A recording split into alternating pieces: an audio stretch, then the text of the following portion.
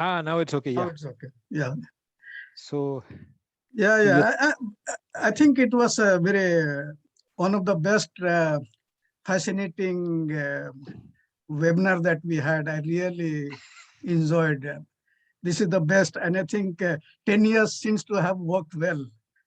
We have really gone from somewhere else to some other place. I think it was a very all of you really has a very fascinating analysis, fascinating understanding, and I think also in a sense you were trying to visioning it. I think it's all very good.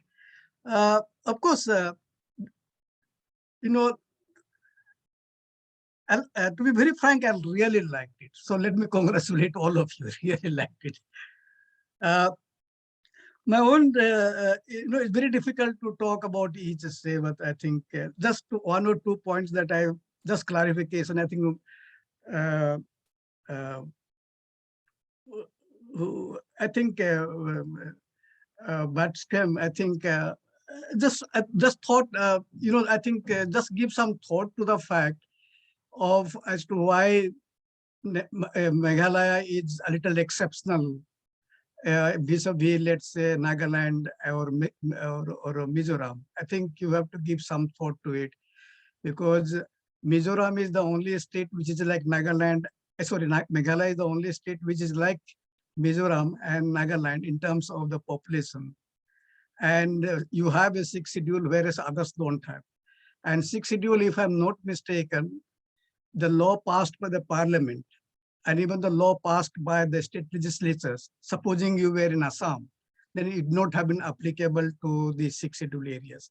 Now that you are in Meghalaya, and Meghalaya is a different state, and therefore in case of discrepancy or in case of dispute between the Autonomous District Council and the state, then you find that the state law will prevail. That is what I think. That gives some, I don't know, I'm just thought that this is because you are saying that all laws are being passed, because I know that most of the laws passed by parliament or state legislature are not applicable in Meghalaya. So for example, whether it is a positive law or it is a negative law, it is not applicable. For example, even the what's called uh, Forest Act, Indian Forest Act of 1920, it's not applicable. The Rehabilitation Act, which was passed, let's say, by the parliament in 2000, is not applicable. So there are very good laws which are not applicable. There are laws which are very devastating to tribals. They are not applicable, and that way you are secure. So I think you give, I don't know, you just check it. This is my understanding of it. I thought this was information. That's why I'm just talking about it. And Pego, I think, I'm not saying, I say I emphasize individual, what is called language and religion, because there are many, including in the Northeast, who think that they are tribals precisely because they have a different religion. So they equate religion and the tribes, as if language and other things are not really important. So it is in that context I said, because if you really say that language and tribe and religion is what is important, then what is religion cannot take place without language. Language is primary. So that in that sense. So this is that's a sort of clarification because my things was good. Now I think is important, and I think how I would really like to think is that one is, I think, one set of problems that we have in Northeast is the where tribals are a dominant community. Or so you have Meghalaya, you have Arunachal Pradesh, you have Nagaland, you have Mizoram. The other is Tripura, you have Manipur, you have Assam. Now that's the kind of problem. I think one has to really look at that part of it, and you find that there will be so much of commonality if we really think Tripura, Manipur, and Assam, because where tribals are supposed to be, or rather they're not supposed to be, they're minority. So that is, and I think Meghalaya, Nagaland, Manipur, Nagaland, Mizoram, and Arunachal Pradesh, that is, I'm not talking about Sikkim, so just Sikkim will also come into a different category altogether.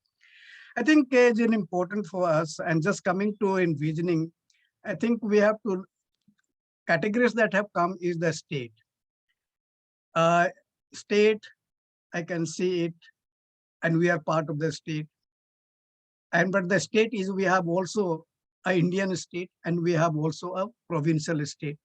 So I think the state you just cannot take as an uniform category. You have to also look at it a little bit fragmentized. State, then society. Then society also you have to break that what are the kind of a society. So you have a tribal society and then non-tribal society. Now, so the relationship. So the problem is that we have to bring about the state, the society, and within the society there's a tribals and the relationship with the other communities, dominant as well as not dominant. Now that's, I think, is the structure in which we have to think about it. And then within that, there is a transformation, I think, which many of you are bringing about it. The development is a question, social transformation is a question. We no longer static, it's a dynamic. And in the process, you find because of dynamic, there is within our own society, there is social differentiation, that we are no longer what you used to be, homogeneous. Now we are differentiated. So we are is a inequality is also a feature, not in the sense in which you find elsewhere, but inequality is a feature of the tribal society today. So you have gender inequality, you have class inequality, abilities in terms of occupations, differences of occupations giving rise to a different kind of income and so on and so forth. This informal sector, there are agricultural laborers and so on. So that is the kind of problem that we have. Now within this, I think what I think one of you talk about is that these are issues which are thought is important. But I think what is the perspective from which we're talking about? I think someone said, I think Rocky talked about it, is the issue of justice. I think if that you take as the yard mark in terms of which you want to have an imagination, that in case of state in India or in case of provincial state, in case of other society, in case of, let's say, society other than ours, even though it's a tribal society, will you think that the justice should be the overriding conceptions in terms of which we should really think about it, in terms of imagining as to what we would like to see tribals in 2047. So I think you have to really, basically I'm saying that let's identify some of the values. For imagining, you have to identify some of the values of what we really think. I said justice has come. So justice is one of the important. Maybe the collectivity as an as a tribal community, maybe as an important. But at the same time, individuals, collectivity is there, but the individuals are also there. So I think the kind of categories if we have used, if we are able to break them out, break them further into a sub categories and try to see what are the key categories that are there, and then see as to how we can, what are the problems, what are the contradictions, and what are the space for cooperations or reciprocity, and as to how we can think of trying to see as to how could we restrain the contradictions, and as to how the positive feature, maybe reciprocity, maybe obligations, maybe the cooperations, as to how we can really build on that. And therefore, on basis of that, we try to imagine as to what could be, let's say, a tribal society as far as the 2047 is concerned. And within that, we're imagining is a transformation, is a development, and therefore all these ideas, this whole idea of transformation development has to be thought in terms of key ideas, cognitive ideas, as well as the values.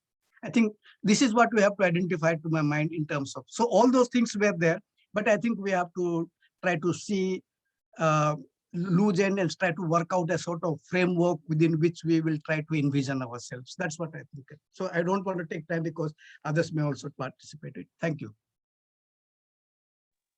Okay. Thank you, Professor Kaka. It's good. We were wondering how we should take these kind of discussions ahead. And it's becoming much more clearer now, because if we as a group is trying to somewhat articulate in the public domain how we envision 2047, it'd be important to speak in a very cohesive manner. And some concepts have to be identified that is central to the way we analyze society and the way we make our propositions. So some of these concepts that you mentioned is about many of these ideas that were presented by everybody located fundamentally around the notion of justice. And how do we theorize justice? How do we engage with this idea of justice? I think it becomes fundamental to our kind of work that we do. So at least now we got a framework from you a little bit. Can I request Bipin? Are you there, Bipin? Bipin, are you there a little bit?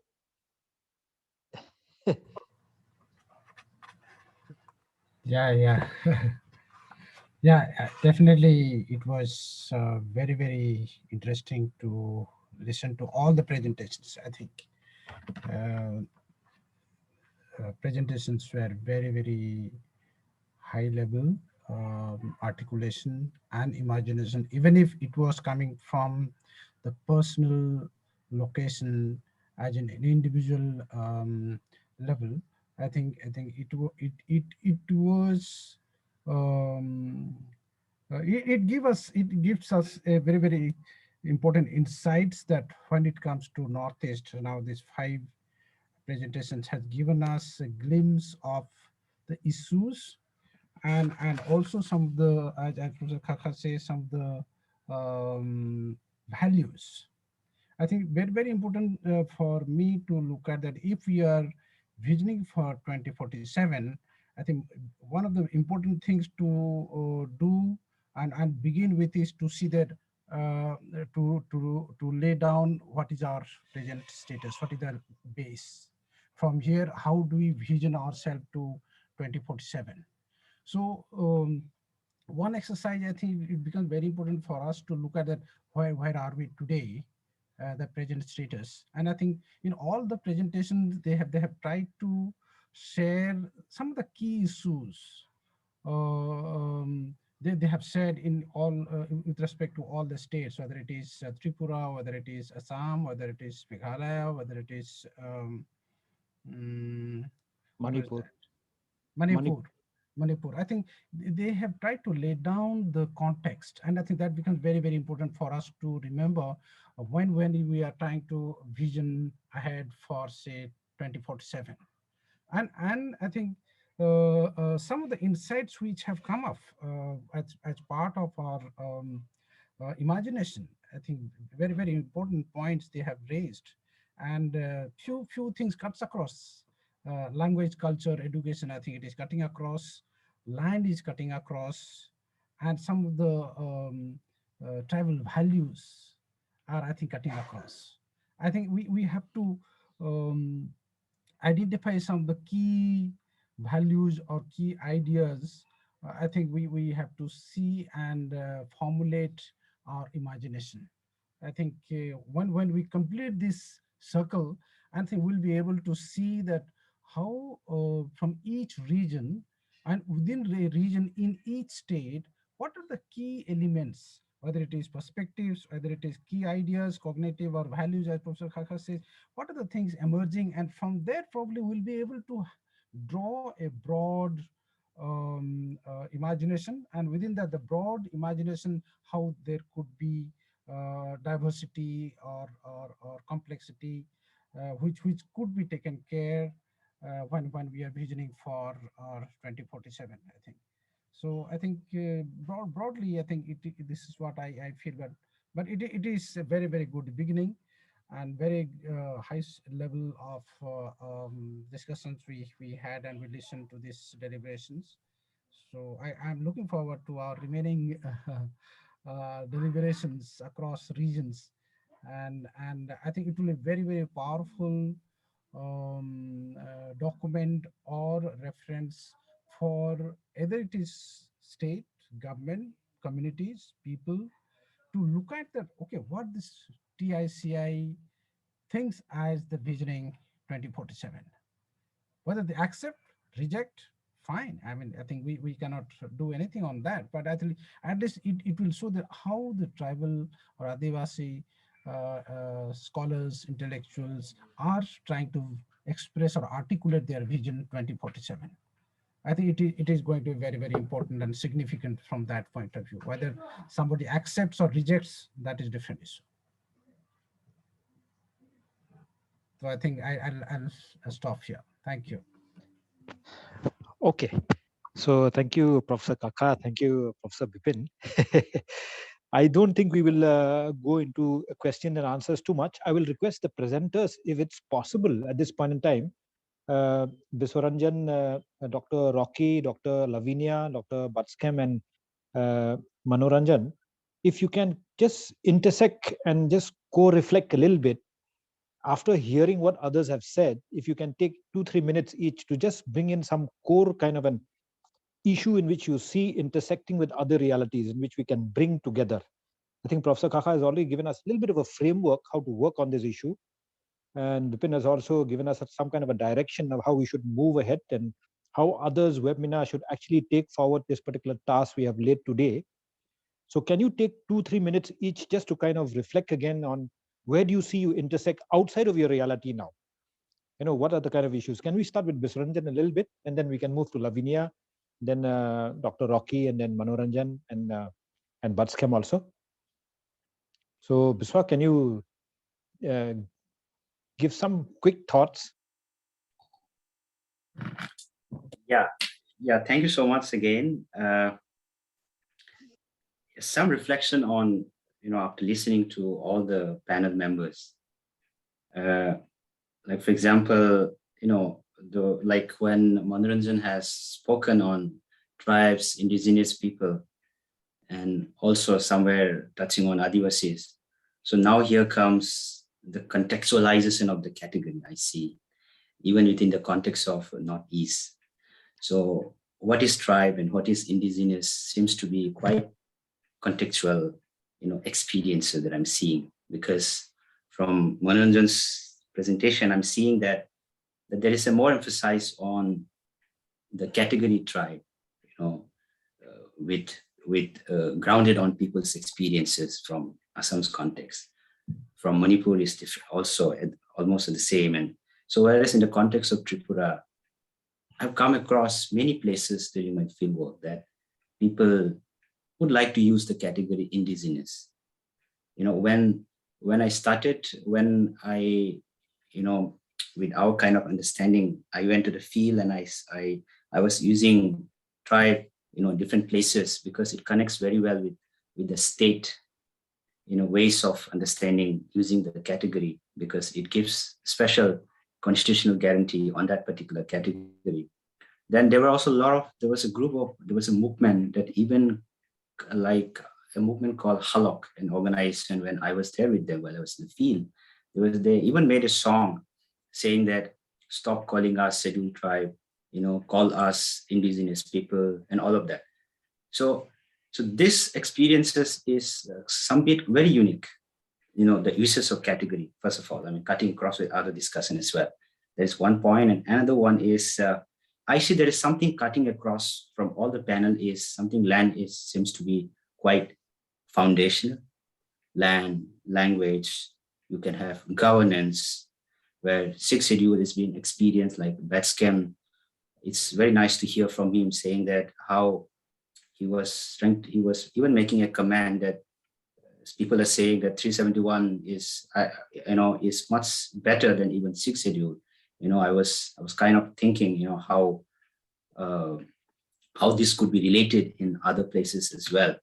And it also gave me a reflection from Professor Kaka when he said, when also there are also different laws where it is passed in the parliament and is not implemented in Meghalaya, So that's very nice to cut across and to connect well with other experience as well. So yes, it's very important that we kind of identify some values when we come write this in the form of a book together, speak as one collectively from all the regions together, and could be able to collect the category of values that we are basing on our kind of an understanding, which perspective that arise from the tribal perspective.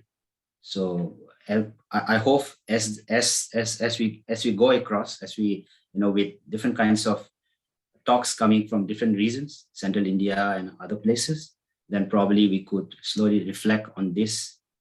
How could we come collectively together and speak out as through with using different category. Yeah, so that's my reflection. Thanks, Biswa. Okay, Lavinia, Dr. Lavinia, are you there? Yes, sir. Any quick reflections? Yes, so perhaps firstly, in response to Professor Kaka's question, whether national laws are applicable in Meghalaya or not. At least from my experience, for example, if I take just the example of the Land Acquisition Act, definitely they are applicable in Meghalaya. And the state also, as soon as it is passed, they move very fast to formulate the rules and so on regarding the laws. So although in letter it says that they are not applicable, but from experience, the state government does implement most of the national legislation.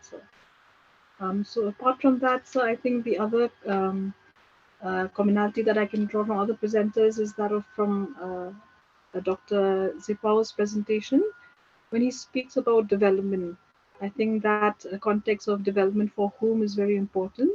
So we see that there's an increasing differentiation between elites and the poor, right? So even among tribal societies. So perhaps that could be one of the focus, or the perspective with which we could draw and connect all these papers.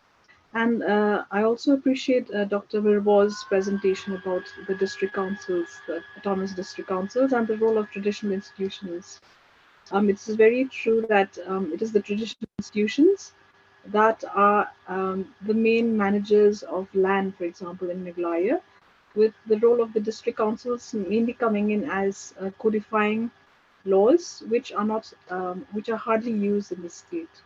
So another area of perhaps debate would be the continued relevance of the district councils, and what perhaps their role is in protecting the customary practices of tribal indigenous people.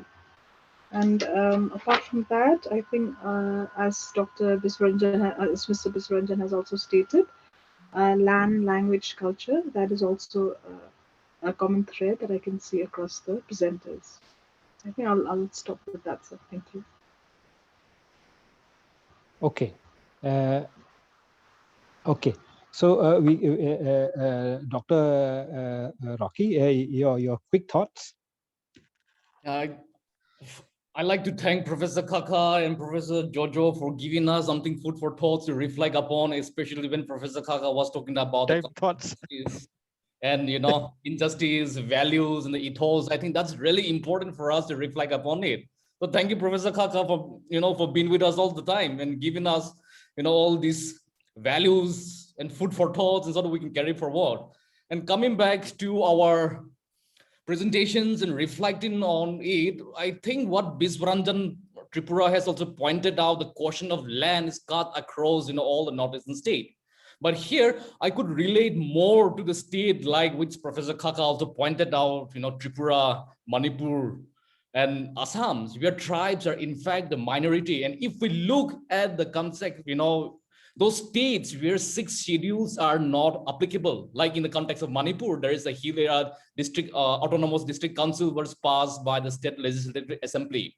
However, if we look within the provisions of the Constitution of India, Article 371C, wherein the president has passed the presidential order, there are provisions, in fact, similar to that of the 6th schedule, but those are not being implemented. So it will be quite interesting to see, to compare, these provisions which is already passed by the president and also the 6th schedule provisions.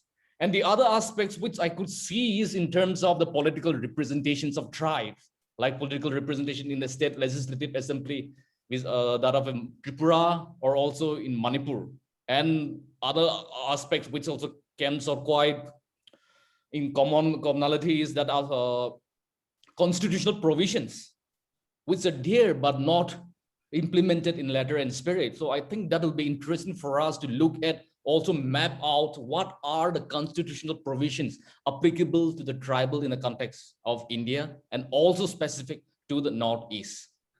I think I'll stop here. Thank you. Okay. So thank you so much, Rocky. Can we move to Budskem? Budskem, your thoughts? Yes, sir. Yeah. Before I go into the reflection, I would just like to respond to Professor Kaka comments regarding the application of the laws in the 6 scheduled areas on the state of Meghalaya. In the context of the state of Meghalaya, the paragraph 12A. And in paragraph 12A, we have two subparagraphs. One is paragraph A, and the other one is subparagraph B.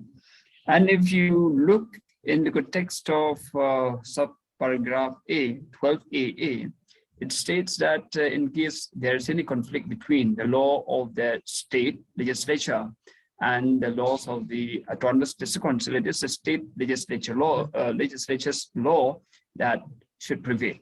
Whether the laws made by the district councils, they were, they were passed, and the law of the state is recently passed. Also, the law of the state shall prevail. And in context, the application of the central laws to the state, it is up to the president to notify for the exception of those laws. The state has no authority. And for example, if you look at this Mineral Act of 1957, this particular act affects the mining issue here in Meghalaya. Had the state been in a position to exempt the state from the application of this Mineral Mines and Minerals Development and Regulation Act 1957, they would do that. And in fact, that's what they pleaded also even in the Supreme Court. But the Supreme Court of India ruled that this particular act is applicable to the state of Meghalaya. Unless and until the president of India specifically notifies that this act is exempted from the state, then all those acts passed by the parliament, they are applicable. And therefore, it is in this context that one of the regional parties in Meghalaya, the HSPDP, they make a demand saying that this paragraph 12B, 12A, subclause A, it should, instead of the president, they should use the word governor, and should insert the word governor, so that the state government has the authority to decide which law is made by the parliament is applicable and not to be applicable in the state.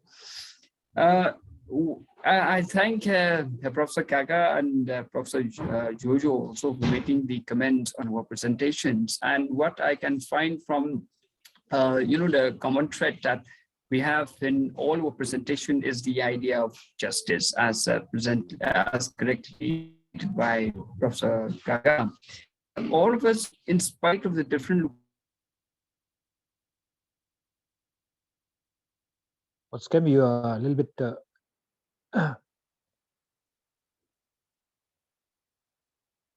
But Kim, are you there? I think he's just got cut off. He'll come back probably. Manoranjan, can you take over and then we can. Yes, I think, thank you. This was enlightening, this session, and it was great to be part of it. I think I just wanted to, my point when I was making the presentations were actually kind of finding some commonalities and some points of kind of saying which are these are the themes, common themes that you can fight about and you can talk about. But I think one of the first things that I wanted to highlight here is, I think, to also kind of differentiate between what as societies our interests are and what as a participants of the nation state our interests are. I think a state that built on injustice of tribes will fairly not be providing complete justice. It will just be providing a certain sense of justice and certain integrations to that. So I think that is fair. So I think that's something that we have to kind of differentiate, that as communities to live as a vibrant and with dignity, the state probably will not that automatically provide that. And it's going to be a long fight. And I don't necessarily believe that the state is going to provide that, because it's based on injustice, based on exploitation, and the core of that exploitations are tribal societies and tribal people. So I think that's something that we have to place that into context. So there is a differentiation that has to happen.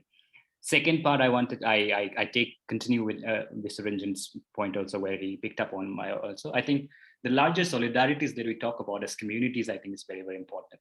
I think when you talk about Assam, I think you can see that even tribes, which I'm repeating myself, that because I'm a Missing, in Arunachal, I don't enjoy the tribal status, but in Assam, I enjoy the tribal status. But many of the communities who are in tea garden communities they enjoy C status in their mother states or whatever. Now Assam is the mother state. I don't want to go into these discrepancies, but they even enjoyed injustice from our own folks. So I think that clear understanding is not there anyway. So that commonality, the foundational aspects of what comprise a tribe has to, I think we have to bring that back. And it cannot be a label that we as a TICI give or even outsiders give. It has to be something that emerges from the communities themselves, so that the larger solidarities of oppressed communities within the existing modern state and the exploitative capitalist system, I think that solidarity needs to be forced no matter what. And then of course there are these questions of land, culture, and language. There are key questions that I saw from multiple presentations. Of course, this nuance that Professor Khaka also mentioned about the tribes as minorities in 3 states and the tribes as majorities in other 3 states. I think that has to be differentiated, and this core understanding has to be developed. And I think we have to kind of values as justice, of course, is something as rights holders, as distinct right holders, but not as recipients of prescriptions or recipients of charities and benefits from a modern state. I think that has to be brought in, that the right, the self pride and then collective self-pride, I think has to be key in the discussion. Final point that I always make is that I really would like to have this discussion based on the foundational aspects, that what were us, what were we, how did we emerge into this society, what were our negotiation forms, and how do we kind of maintain that and also kind of don't lose track of our future aspirations as participants of the modern state. I think that is something that I wanted to highlight. But thank you so much. This is where I am. Okay. Batskem, are you back? Are you there, or Batskem is out now? Lakhinder, is Batskem there? Yes, I'm here, sir. Yeah, please. You have you are about to complete. Yeah, I said that in spite of the different context that we are in, the tribes in Meghalaya and the other tribes that we have in other 3 states, but the central issue here is about justice. Though the kind of justice, the justice may be different, but the central point here is about justice. And for example, what Lavinia speaks about land also. Land also, when you talk about land, at present in Meghalaya, we have this alienation of land, though from within the community, from the poorer tribal people to the richer tribal people. That is happening. And all what I say is the intra land alienation. And that also talks about the, it is connected with the justice. And therefore, when we talk about this particular land issue, we have to, within the tribal society also, we have to address this emerging issue, which the people at the lower of the social ladder is facing. And in the context of the tribal institutions, I would say that they need to get the political injustice that they have been facing for for a very, very long time since independence, that the commitment that the government of India has made, that should be honored. And therefore, I say that political justice and that should be addressed in these tribal societies, both by the state government, the central government, as even within the tribal community themselves also. Yes, sir. Okay. Thank you so much, Batskem. Thank you, Manoranjan, Rocky, Lavinia, and Biswaranjan. Like Professor Kaka, I think I also thoroughly enjoyed, and we've reached a time in which we can call it a day today. Some very good points that have come up, and I do not know exactly how we can position some of these arguments in the context of a vision document. As an academic community, I think it's about the publication of books, publication of articles, making our ideas available for the larger public, in the larger public domain. My request to you, all of 5 of you, is, and we will request more people from Northeast to write down some of these ideas that you presented, at least in terms of at least 1,500 to 2,000 words. I think it's our responsibility as academics from the community to at least bring out a publication on this line to imagine 2047, as we have discussed. And since Professor Kaka is there, so now I can openly request Professor Kaka to edit that book. But that would mean that everybody will have to submit in time. We have about a year's time. We have to travel across the country. And this is something which is a very important document, not only for the sake of academics, but also the role of academics in transformation and social change in this country. So there's not much to say, but some of the key points have come very interesting. One thing, at least what I heard, was that across the Northeast, no matter whether you're a tribal dominated state or whether you are in a minority status within states, protective mechanism seems to be a fundamental argument that we are trying to make. There is a need for these protective mechanisms and for state institutions to respect and also realize this not only in form but in substance. These protective mechanisms are very different for different states. In Tripura, Biswaranjan is talking about a semi-autonomous state, the demand for a separate state, a semi-autonomous state, and the need to present that argument to the Indian state as to request in the light of what is happening in Tripura. The only way out seems to be uh, the granting of a semi-autonomous state to the tribes in Tripura. There is no way out that we have for the tribes in Tripura other than having an institution of your own that can basically have some degree of agency and power to discuss, decide, and to define the destiny of the tribes in Tripura. If you go to Meghalaya, both Batskem and Lavinia had kind of mentioned about the fundamental intricacies between identity, culture, land, and development, and the complexities arising from there. But the interesting point to make is also this debate arising in the Khasi community and some of the communities in Meghalaya about the inner line permit, the implementation of the Bengal Eastern Frontier Regulation Act, post the CAA debate that happened, and the implementation of that act to Manipur. So I think this ILP is a protective mechanism. How does it work? Probably we need to think a little bit more seriously, not to get caught with the political debates of ILP, but to understand the intricacies the way you have presented. So it looks as though the Meghalaya articulation, especially of the two presenters who come from the Khasi community, is that we need to think seriously about the inline permit and how the inline permit will either, from a perspective of protective mechanisms, can actually dent some of the processes of assimilation and the process of the destruction of both land, culture, and the development process that is taking place in Meghalaya. I think Rocky has presented a beautiful idea, and it looks as though even in Manipur, the demand that kind of Rocky was making, which is about the representation, the more genuine, authentic representation of the tribes within Manipur, and not to be somewhat subverted by the dominance of larger groups, and that group disallowing any kind of transformation, especially in the structures of state assembly, the structures of state power, and so on and so forth. Looks like an articulation that is coming from the tribes in Manipur. It looks also that there's a little bit of a tension between tribes in Manipur themselves, and what tribe will articulate what kind of a position is difficult to make. But it is clear from Rocky's presentation that either we have to realize 371C, or we have to demand for a sixth schedule and the implementation of sixth schedule, or there'll have to be a restructuring of the state in terms of seats that are given to communities or seats that are done by a delimitation in the state of Manipur that will allow us for proper authentic representation as it exists in tribal communities and in relation to Meitei communities. Development is a key debate. Development deficit, democracy deficit is what Rocky had presented, and I think these are important points, but they are much more in the domain of theory and the need to theorize them and to make them available in public discourse in due course of time. The ideas that were presented by Manoranjan bring out the complexities of Assam. I think it would have been great to get 2-3 more people who will speak about the Assam situation. Unfortunately, we do not have anyone from the Karbi community, the Dimasa community, who is an active member of the tribal collective, but I'm so glad we have people from the Bodo community and people from the missing community. We have a member from the Rabak community.